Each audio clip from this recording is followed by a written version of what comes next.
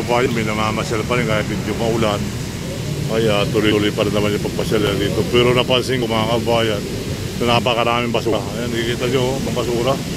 So pasimula dito hanggang doon sa may kabilang gate, napakaraming basura mga kababayan. Kaya medyo kapag daw pumasok, makikita may puro basura, no? So hopefully, tuloy lang ang buhay, tuloy lang ang life. Yan po yung kaganapan dito sa Dolomite Beach. Mabukhapon.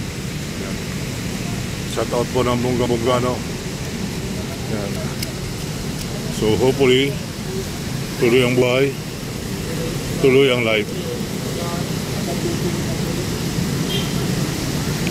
Kasi ito yung balita, tatarin na international clean up, clean check po. September 21. Ayan. Ayan. Bukas pala yan mga kabayan.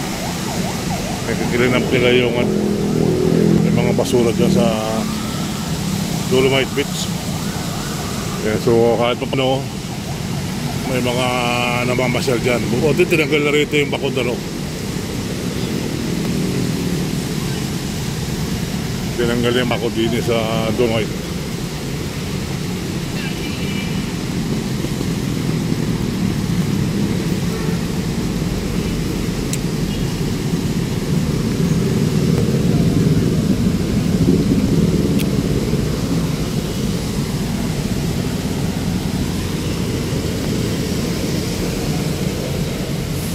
Basta naayusin, lilinisin nila siguro yan.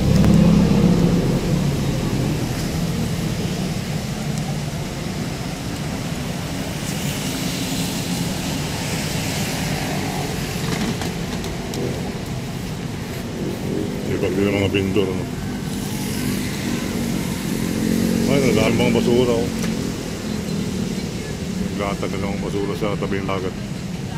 Hindi na nakuha.